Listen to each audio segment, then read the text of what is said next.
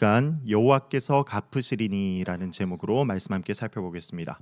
오늘 우리가 함께 고민했으면 하는 부분이 이제 결론부에 있는데요. 그 부분을 함께 고민하기 위해서는 좀 사무엘상의 전체적인 부분, 다윗의 일생을 한번 간략하게 제가 소개를 해드리려고 합니다. 물론 수요예배 나오신 분들은 너무나 잘 알고 계시겠지만 한 번 더 이렇게 잡는다는 느낌으로 함께 표를 보면서 따라왔으면 좋겠습니다. 자, 18장부터 있는 표 보여주세요. 자, 제가 성경에 있는 그 타이틀들을 적어 왔고요. 하나씩 설명을 드리자면, 이제 다윗이 골리앗을 물리친 이후입니다. 그 후에 다윗은 군대의 장이 되어서 큰 공을 세우게 되고, 여인들이 사울을 죽인 자는 천천히고 다윗은 만만이다, 이런 노래를 부름으로써 사울이 다윗을 주목하게 됩니다. 그리고 온 이스라엘은 다윗을 사랑하게 되었죠. 하지만 사울은 다윗을 죽이려고 합니다. 그의 전략 속에서 이제 자신의 사위로 맞아들이는 것이 죽이는 방법이었는데, 아이러니하게도 그것을 통해서 다윗이 어려움을 극복함으로 사위가 되어버렸죠. 자, 그리고 19장을 보시면 모든 신하에게 다윗을 죽이라, 이렇게 사울이 명령합니다. 그랬는데도 요나단인 다윗을 심히 좋아합니다. 그리고 사울이 악령에 의해서 괴로워할 때 다윗이 수금을 타는데, 그때 단창으로 다윗을 죽이려고 하죠. 얼마나 창을 세게 던졌는지 그 창이 벽에 박혔다라고 성경은 묘사하고 있습니다. 이때 중요한 무기가 창입니다. 조금 체크해 두시면 좋고요. 자, 그리고 밤에 또 다윗을 죽이려고 했지만 사울의 딸이면서 다윗의 아내인 미갈 때문에 다윗이 그 어려움에서 이겨낼 수 있게 되었습니다. 자, 20장을 넘어가면요, 요나단이 이제 다윗의 편을 심하게 드니까 사울은 자신의 아들, 또 후계자 역할을 감당하는 그 요나단까지 심지어 죽이려고 하는 태도가 나옵니다. 이제 다윗은 도망자 신세가 되었습니다. 21장에 넘어가면 도망 다니다가 제사장들에 의해서 음식과 무기를 제공받게 되었고요, 블레셋 지역 가드로 넘어가는데 더 거기서 막 미친 척하면서 겨우 목숨만 부지하고 복귀하게 됩니다. 그리고 22장에 넘어가면 신하의 고발로 인해서 다윗을 도와주었던 아까 그 제사장 무리들이 아비아달만 제외하고 모두 다 죽임을 당하게 됩니다. 자, 그리고 24장은 이번 주 오후 예배 설교를 통해서 우리가 자세하게 보았는데, 사울이 엔게디 광야에 있는 다윗을 죽이러 왔었죠. 그때 사울이 용변보로 굴에 들어갔는데 그 굴 깊은 곳에 다윗과 동료들이 숨어 있었고, 죽이지 않고 몰래 겉옷자락만 베어내게 됩니다. 그랬더니 사울이 내 아들 다윗아, 나는 너를 학대하는데 너는 나를 선대하는구나 하면서 감동받고 돌아가게 되었죠. 그리고 25장을 보시면 이게 큰 일입니다. 사무엘이 죽어버립니다. 사무엘이 어떤 역할입니까? 킹메이커입니다. 킹메이커. 그러니까 이스라엘에서 왕으로 세워지는 데는 투표에 의해서 세워지는 게 아니죠. 하나님이 세우시는데 누구를 통해서 세우셨다? 사무엘을 통해서 사울을 왕으로 세우셨고, 그 다음도 다윗을 사무엘을 통해서 왕을 세우셨는데, 지금 다윗은 기름 부음은 받았지만 아직 왕이 되지 못했죠. 그런데 그 왕으로 세워주는 그 사람이 죽어버린 겁니다. 그러니까 다윗 입장에서는 이게 너무나 황당하고 자신의 정통성을 잃어버린 그러한 사건이 되는 거죠. 자, 그리고 나오는 사건이 나발과 아비가일 사건입니다. 다윗을 나발이라는 사람이 멸시하고, 그때의 아비가일이라는 여인이 아주 지혜롭게 대처하게 되어서 이제 두 번째 아내로 맞이하게 되죠. 이때의 다윗이 경험하는 게 뭐냐면, 나발이 다윗을 멸시했는데 다윗이 직접 나발을 치지 않았지만 하나님께서 직접 나발을 치셔서 나발이 죽게 되는 것을 다윗이 보게 됩니다. 그리고 나서 이제 이어지는 사건이 오늘 본문이라고 할 수 있겠습니다. 자, 그럼 이제 본격적으로 오늘 본문 스토리를 함께 살펴보도록 하겠습니다. 다윗은 몇 번씩이나 자신이 사울에게 위협적인 존재가 아니라는 것을 고백하고 증명했죠. 24장에서 그 엔게디 광야에서 명백히 그것을 확인시켜 주었습니다. 그런데도 사울은 다윗을 자신의 왕권의 가장 큰 위협으로 여겼습니다. 그래서 10이라는 지역이 있는데 그곳의 주민을 중심으로 한 첩보망에 다윗이 하길라 산에 숨어 있다는 사실이 발견되게 됩니다.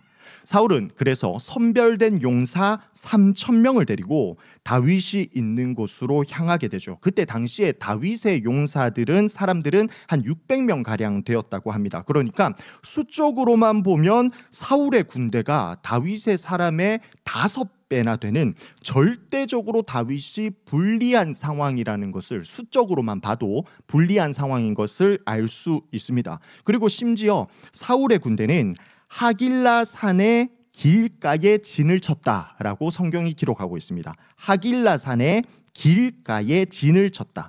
이것을 통해서 사울은 군사적인 이점 3가지를 더 얻게 되는데요. 첫 번째로 진을 쳤기 때문에 지금 견고한 요새가 만들어진 겁니다. 그리고 산 위에 그 진을 세웠기 때문에 그 주변을 다 내다볼 수 있는 중요한 요충지를 선점했음을 볼 수 있고요. 또 길가에 진을 쳤기 때문에 물자를 보급하는 것과 공격하고 퇴각하는 이곳에 있어서 이동성도 충분하게 확보했다라는 사실을 볼 수 있죠. 그런데 다행히 다윗은 사울군의 동태를 파악할 수 있는 위치에 있었습니다. 당시에 보면 망원경도 없었는데 다윗이 사울과 그의 군대 장관이었던 아브넬을 정확하게 알아보고 있는 것을 기록하고 있죠. 그것을 봤을 때 다윗이 아주 근접하게 이 사울의 진을 살필 수 있는 그러한 위치에 있었음을 우리가 추정할 수 있습니다. 자, 그렇게 사울의 진을 확인한 다윗은 요압의 아우였던 아비새와 야밤에 사울의 진영에 찾아가게 됩니다. 다윗이 사울의 진으로 들어서자 잠든 사울의 모습이 눈에 들어옵니다. 사울을 봤다라는 것은 이 진에 3,000명이나 있는 그 진의 가장 중앙까지 들어왔다는 것을 의미하는 것이죠. 자, 이때 아비새는 하나님이 당신의 원수를 당신의 손에 넘기셨습니다 하면서 탐복합니다. 그러면서 다윗을 대신해서 자신이 다윗의 원수인 이 사울을 죽이겠습니다. 이렇게 제안을 하죠. 그러나 다윗은 다시 한 번 더 사울은 여호와의 기름 부음 받은 사람이기에 자신이 손댈 수 없다. 이것은 범죄하는 것이다 라고 하면서 이를 거절합니다. 그런데 한번 생각해 봅시다.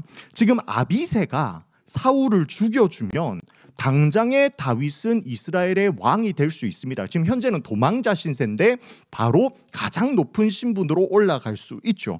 또 아비새가 만약 직접 죽여주면 다윗이 손대지 않았기 때문에 정치적인 공격에서도 자유할 수 있고 또 신앙적인 공격이나 자신의 자책감에서도 자유할 수 있는 이점이 있습니다. 그리고 또 아비새 입장에서 생각했을 때 다윗을 자신이 왕으로 만들어 줬기 때문에 다윗의 원수를 자신의 손으로 죽였기 때문에 자신은 또 큰 공을 인정받을 수 있는 그러한 상황인 거죠. 그러니까 아비새가 직접 이 사울을 죽여주기만 하면 일석삼조의 효과를 거둘 수 있는 그러한 상황인 겁니다. 그러나 다윗은 그렇게 합리적이거나 편리한 길을 선택하지 않습니다. 다윗은 여호와의 주권에 사울과의 문제를 온전히 맡겼기 때문에 자신이 사울에게 손을 대지 않더라도 하나님께서 그를 직접 제거하실 것을 믿죠. 질병이나 사고로 죽거나 혹은 전쟁에 나가서 죽게 될 거라는 것을 믿었습니다. 다윗은 앞서서 나발이 하나님에 의해서 직접 심판받는 것을 목격했습니다. 그래서 지금 다윗은 그 누구보다 하나님께서 직접 역사하신다는 그 사실에 대해서 굳게 믿고 신뢰하며 순종할 수 있는 상태인 것이죠. 다윗은 자신이 사울을 얼마든지 죽일 수 있다라는 그 증거로서 사울의 물병과 창을 취하여서 그 진을 빠져나옵니다. 물이라고 하면 생명을 유지하는 데 있어서 가장 중요한 요소라고 할 수 있습니다. 그러니까 다윗이 사울의 물병을 빼앗았다. 이것은 다윗이 사울의 생명을 쥐고 있음을 의미하는 것입니다. 그리고 창을 가져왔다고 했는데 아까 전에 다윗과 사울이 갈등이 생겼을 때 사울이 주로 사용했던 무기가 바로 창이었죠. 그런데 그 창을 다윗이 다윗이 사울의 창을 걷어갑니다. 그러니까 이제 더 이상 사울은 다윗을 위협할 수 있는 존재가 못 된다라는 것을 의미하는 것이죠. 자, 그런데 3,000명이 지키고 있던 진영입니다. 이 두 사람이 그 중심에 있는 사울에게 어떻게 이렇게 쉽게 접근할 수 있었는가? 이거에 대해서 의구심이 생기는데 성경은 그에 대해서 정확하게 우리에게 설명해 줍니다. 12절 말씀 우리 함께 읽겠습니다. 12절 말씀 시작. 다윗이 사울의 머리 곁에서 창과 물병을 가지고 떠나가되 아무도 보거나 눈치채지 못하고 깨어있는 사람도 없었으니 이는 여호와께서 그들을 깊이 잠들게 하셨으므로 그들이 다 잠들어 있었기 때문이었더라. 어떻게 그럴 수 있었다고요? 여호와께서 그들을 깊이 잠들게 하셨기 때문에 그것이 가능하다라는 겁니다. 근데 사실 한 번만 생각해 보면 이게 진짜 놀라운 겁니다. 오늘날 우리가 지금 휴전 상태에 있는데도 우리나라 군대는 불침번을 서면서 우리나라를 군대 안을 지킵니다. 근데 지금 이들은 이미 전시 작전을 나가 있는 상황이죠. 지금 전시 상황입니다. 이 사람들은. 그런데도 불침번 없이 모두가 자고 있었다. 이거는 정말 말이 안 되는 상황인 거죠. 하나님께서 그렇게 하셨기 때문에 이러한 상황이 만들어질 수 있었던 겁니다.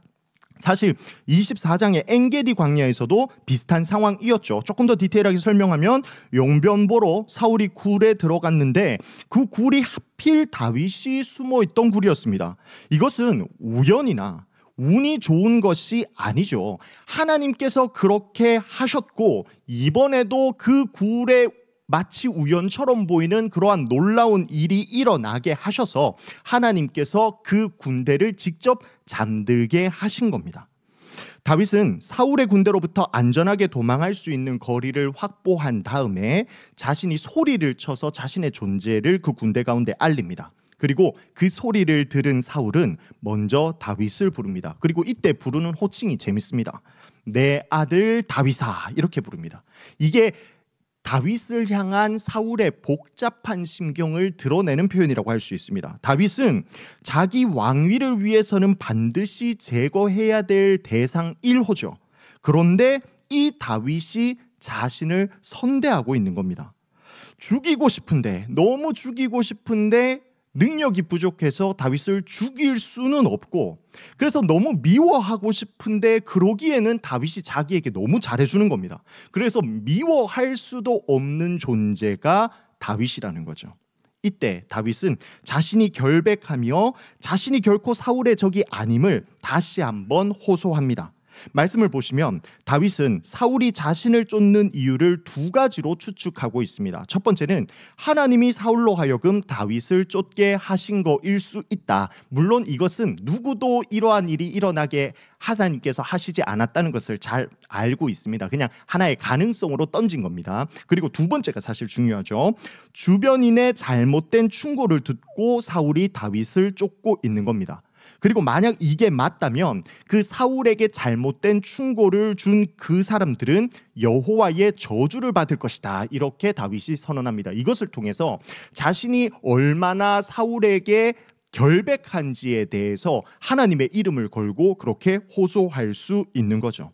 어떤 이유에서든 하나님이 시키셨든 아니지만, 그리고 주변 사람에 의해서든 결국 피해를 받는 것은 다윗이죠. 이로 인해서 다윗은 피해자, 도망자 생활을 해야 했고 자신의 고향 이스라엘 땅을 떠나야 했고, 이스라엘 땅을 떠난다는 의미는 그 이방 땅에 살면서 그 신을 동시에 섬겨야 하는 그러한 불가피한 상황까지 맞닥뜨리게 된다는 겁니다. 그래서 제발 나를 그만 쫓으라 이렇게 호소합니다. 이스라엘 왕이 벼룩을 수색하는 것은 어리석은 일이라는 거죠. 다시, 이스라엘 왕이 벼룩을 수색하는 것은 어리석은 일이라는 겁니다. 자, 여기서 이스라엘 왕은 누굽니까? 사울이겠죠. 그리고 벼룩은 자기 다윗을 이야기하는 겁니다. 근데 이게 되게 재밌는 표현인 게, 우리는 사실 이 사무엘상을 읽고 있는 독자 우리들은 다윗이 기름 부음 받은 그 순간부터 언제 다윗이 왕이 될까 이것을 기대하면서 기다리면서 사무엘상을 읽어가고 있단 말이죠. 근데 다윗은 오히려 사울이 이스라엘의 왕이고 자신은 그저 벼룩 같은 존재다라는 사실을 아주 겸손하게 고백하고 있는 것입니다.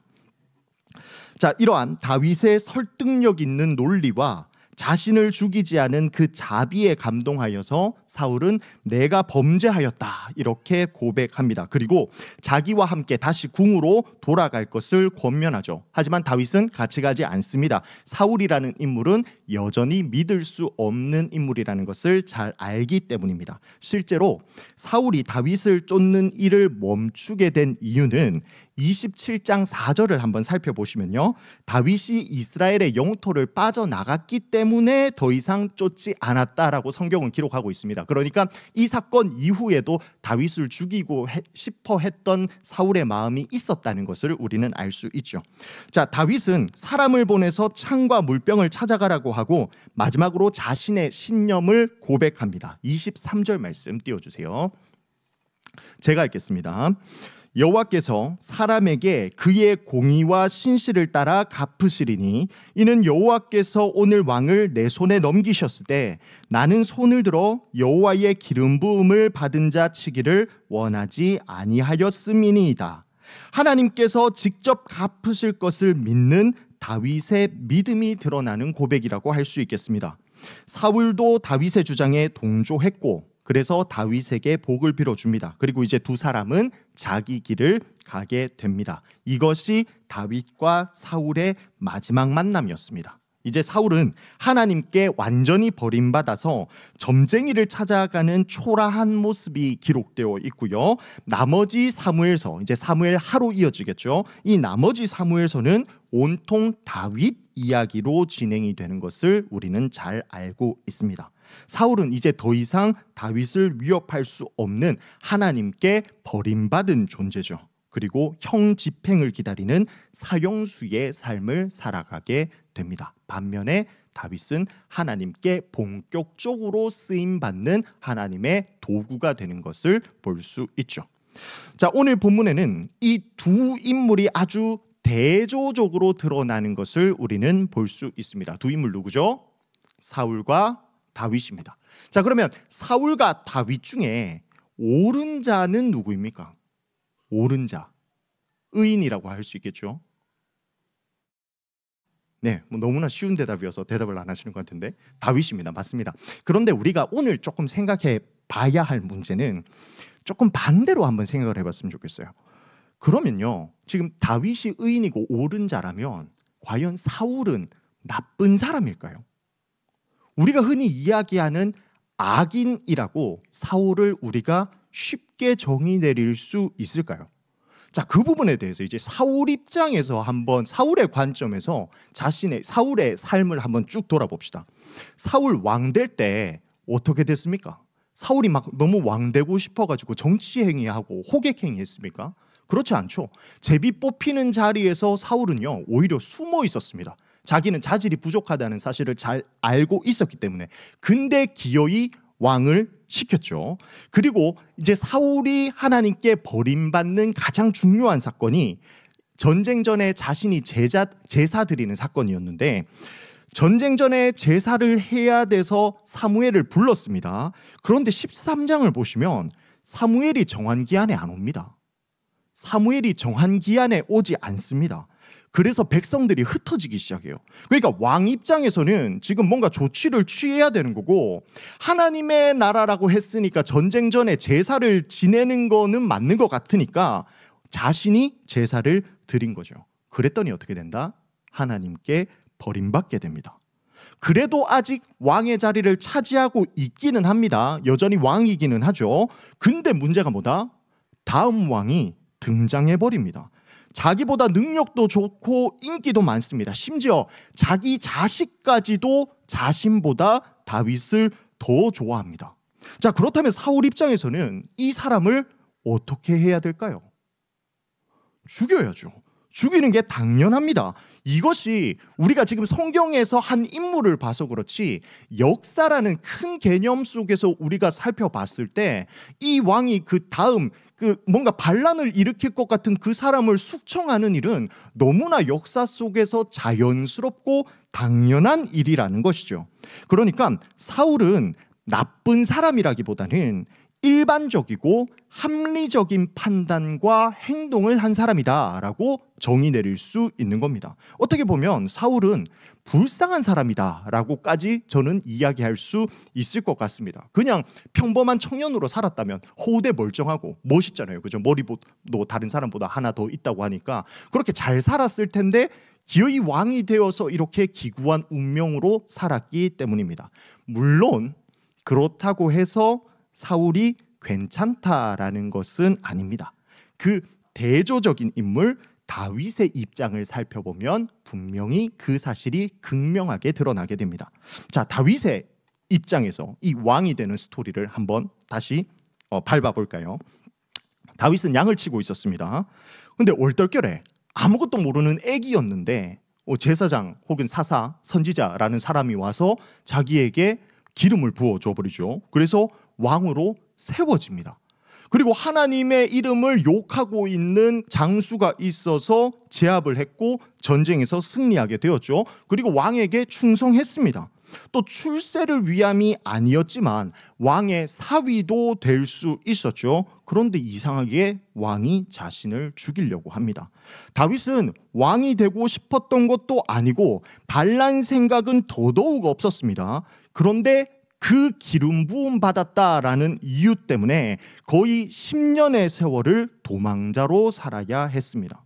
지금 다윗의 상황에서 문제가 뭡니까? 이 문제를 누가 만든 겁니까? 하나님이 기름 부음 받은 왕을 2명을 세운 게 문제라는 거죠. 적어도 사울이 죽을 때쯤 되어서 다윗에게 기름을 부어주셨다면 다윗은 이렇게 10년 동안이나 고생하지 않았을 겁니다. 만약 그게 아니라면 이미 다윗이 왕으로 세워졌으니까 기름 부음 받았으니까 이제 사울은 좀 빨리 하나님께서 죽이셔도 괜찮을 것 같은데 왜 이렇게까지 오래 살려두셔서 다윗의 인생이 괴롭게 되냐는 이 말인 거죠. 다윗 입장에서 생각했을 때. 근데 그런 상황에서 다윗에게 드디어 기회가 왔습니다. 다윗이 사울을 죽일 수 있는 그러한 상황이 딱 하고 만들어진 거죠. 자, 그런 상황에서 다윗이 사울을 죽이는 것 어떻습니까? 당연한 일이죠. 이때 다윗이 사울을 죽였다고 가정했을 때 과연 다윗이 백성에게 비난받을까요? 그렇지 않습니다. 아주 합당한 이유가 있죠. 심지어 하나님의 나라라고 하는 이 이스라엘에서는 보시면 24장에서 사울이 그 굴에 찾아오는 것, 그리고 모든 군대가 오늘 본문에서 깊이 잠들어 있었던 것, 그래서 사울에게 접근할 수 있었던 것, 이 모든 것들이 하나님께서 하셨다라는 결론을 내릴 수 있게 만들어 준다는 겁니다. 그러니까 사울을 죽이는 것은 하나님의 뜻이구나 하면서 생각할 수 있고 판단할 수 있고 백성들에게 그렇게 설득할 수 있다는 거죠. 그런데 다윗은 사울을 죽이지 않았습니다. 왜 사울을 죽이지 않았을까요? 다윗은 하나님의 절대 주권과 선하심을 완전하게 믿었기 때문입니다. 하나님이 자신의 인생을 선하게 인도하실 것을 믿었기 때문이죠. 지금 이 문제 누가 만들었습니까? 하나님이 만들었습니다. 그럼 이 문제를 누가 해결하실까요? 하나님께서 친히 해결하실 거라는 거죠. 그 과정에서 인간의 죄는 용납되지 않는 겁니다. 그저 하나님이 선한 방법대로 진행하실 것이기 때문에 하나님의 선한 뜻에 순종하는 것이 자신의 역할이라는 것을 잘 알았던 것이죠. 그래서 다윗은 하나님이 기름 부은 자를 죽이는 그러한 죄를 범할 수 없었던 겁니다. 사울과 다윗 각자의 행동에는 사람들에게 공감받을 만하고 충분하고 합리적인 이유가 분명히 있었습니다. 그러나 그때의 판단의 차이, 행동의 차이가 다윗과 사울의 차이를 만들어낸 겁니다. 이것으로 하나님께 인정받고 쓰임받는 자가 누구인가, 그 중요한 것이 판가름되게 되는 것이죠. 자, 그렇다면 다윗이 어려운 상황 가운데에서 마음을 지킬 수 있는, 범죄하지 않을 수 있었던 비결은 무엇일까요? 저는 그것을 시편 17편 15절에서 찾을 수 있었습니다. 제가 읽겠습니다. 나는 의로운 중에 주의 얼굴을 배우리니 깰 때에 주의 형상으로 만족하리이다. 한 번 더 읽겠습니다. 나는 의로운 중에 주의 얼굴을 배우리니 깰 때에 주의 형상으로 만족하리이다. 아멘.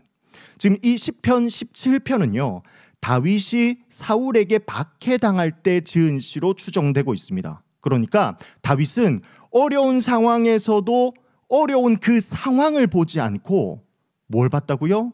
주의 얼굴을 뵀습니다. 주의 얼굴에 초점을 맞춘 거죠. 어려운 상황이 나아지는 것에 만족하지 않고요. 무엇에 만족했다고요? 주의 형상에, 하나님의 형상 그 자체로 다윗은 만족을 누렸다는 겁니다. 무슨 상황 가운데서요? 사울에게 쫓기고 있는 그 비참한 그러한 신세와 상황 가운데에서도 말입니다. 이것이 바로 어려운 상황에서도 죄를 범하지 않을 수 있었던 다윗의 비결이라는 거죠. 현재의 문제와 문제 해결에 집중하는 것이 아니라 문제보다 더 크신 하나님을 바라보는 것입니다. 기름 부음 받은 자의 인생은 탄탄대로입니까? 그렇지 않습니다. 어찌 보면 다윗만큼 기구한 청춘도 없다라고 이야기할 수 있을 것 같습니다. 자기만 고생하면 그래도 좀 괜찮은데 지금 다윗의 주변 사람들과 다윗을 도와주었던 그 제사장들이 다 죽임당하는 그 이야기를 들었을 때 다윗이 얼마나 고통스러웠을까요? 근데 이런 일이 왜 일어났습니까? 하나님이 약해서 일어났습니까? 그렇지 않습니다. 하나님의 뜻이 있었기 때문에 그 과정을 밟아가면서 훈련되어지는 겁니다. 오히려 하나님이 선하시고 순전하신 뜻대로 다윗을 더 온전한 왕으로 세워가는 과정이었다는 거죠. 우리의 삶도 마찬가지입니다. 분명 우리는 하나님의 백성입니다. 이 사실을 일단 믿으시길 바랍니다. 그러나 우리는 하나님의 백성이 분명히 맞고 그 사실을 고백하고 있는데 우리의 삶이 여전히 쉽지 않았다는 거죠. 그리고 현재도 쉽지 않습니다. 그리고 죄송합니다만 앞으로도 그렇게 쉽지만은 않을 겁니다. 하나님의 백성이라고 하면 내가 투자한 그 종목이 쭉쭉 오르고 매일매일 상한가도 좀 치고 내 자녀는 공부 잘해서 좋은 대학 가고 대학 이름만 들어도 오 하는 좀 그런 데 가고 좋은 데 취업도 하고 연봉도 세고 좋은 조건의 시집 장가도 가면 참 좋을 텐데 그렇게 됩니까? 잘 안 되죠. 그러면 좋겠지만 성경에서 봤을 때 오늘 우리가 본문에서 보는 것처럼 그저 순탄하기만 한 사람은 사실 성경에서도 찾아보기가 어렵습니다. 그러나 잊지 말았으면 좋겠습니다. 하나님이 못하시기 때문에 우리의 삶의 모습이 이러한 것이 아니라는 거죠. 오히려 하나님이 선하게 인도하시고 있는 과정이라는 것을 우리는 반드시 믿어야 합니다. 중요한 것은 편한 방법, 내 욕심을 이루는 방법이 아니라 이때에 지금 이러한 과정 속에서 하나님의 뜻을 선택하고 하나님을 신뢰하며 하나님의 때를 기다려야 한다는 겁니다. 내가 죄를 범한 후에 사람을 설득할 수 있는 많은 합리적인 이유들이 있을 수 있습니다. 그리고 그것이 하나님의 인도하심이었다라고 우길 수도 있고 심지어 나를 속일 수도 있습니다. 그러나 하나님은 아시죠. 그리고 우리가 행하는 그 선택에 따라 우리는 사울이 될 수도 있고 아니면 다윗이 될 수도 있는 겁니다. 하나님께서 우리에게 주어주시는 그 모든 상황 가운데에서 하나님의 인도하심을 믿으며 그 과정 속에 어렵지만 순탄하지 않겠지만 그 속에서도 우리가 하나님 앞에서 범죄하지 않으며 하나님께서 이루어 가실 그 아름다운 것들을 바라보고 믿을 수 있는 우리 대구동성의 모든 성도님들 되시길 간절히 소망합니다. 아멘. 기도하겠습니다.